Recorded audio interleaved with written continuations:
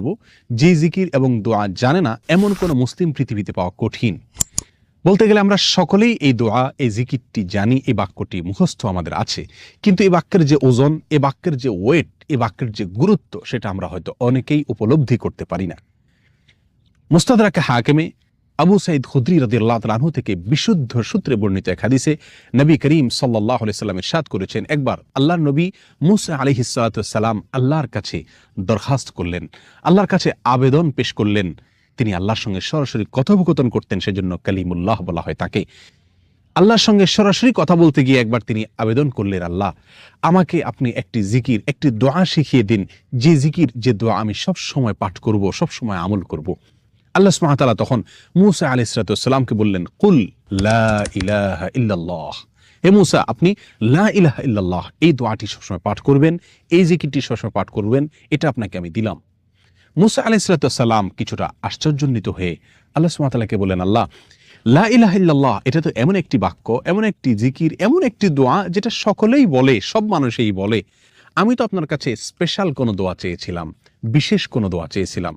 আল্লাহ সুবহানাহু ওয়া তাআলা তখন মূসা আলাইহিস সালাতু ওয়াস সালামকে বললেন, হে মূসা, যদি সপ্ত আসমান, সপ্ত জমিন এবং এই দুইয়ের মধ্যে যা কিছু আছে সব কিছুকে, আল্লাহর অস্তিত্ব ছাড়া বাকি সব কিছুকে যদি একটি পাল্লায় রাখা হয়, একটি হাতে রাখা হয়, আর লা ইলাহা ইল্লাল্লাহ এই বাক্যকে যদি অপর হাতে, অপর পাল্লায় রাখা হয়, তাহলে লা ইলাহা ইল্লাল্লাহর পাল্লা ভারী হবে। এত ওয়েটফুল এই আমল, এত ওজনী এই আমল, এই জিকির। অর্থাৎ আল্লাহ সুবহানাহু ওয়া তাআলা মূসা আলাইহিস সালামকে যে বার্তা দিলেন সেটি হলো, লা ইলাহা ইল্লাল্লাহর চাইতে ওজনী, এর চাইতে ওয়েটফুল, এর চাইতে ভারী, এর চাইতে শ্রেষ্ঠ, এর চাইতে মর্যাদাপূর্ণ কোনো জিকির আল্লাহর জমিনে আর নাই।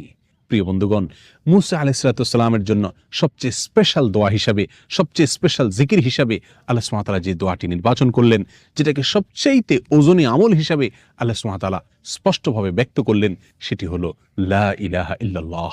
অথচ এই লা ইলাহা ইল্লাল্লাহ এটাকে আমরা খুব সাধারণ একটি জিকির মনে করি, খুব সাধারণ একটি দোয়া মনে করি, আমরা বিশেষ আমল খুঁজে বেড়াই। অথচ এর চাইতে বিশেষ, এর চাইতে স্পেশাল কোনো আমল আল্লাহর জমিনে আর হতে পারে না। জিকিরের মধ্যে যত জিকির আছে, যত দোয়া আছে, যত আমল আছে, সমস্ত জিকিরের ভিতরে সবচেয়ে শ্রেষ্ঠ, সবচেয়ে ওজনী আমল, সবচেয়ে ওজনী জিকির হলো এই লা ইলাহা ইল্লাল্লাহর জিকির।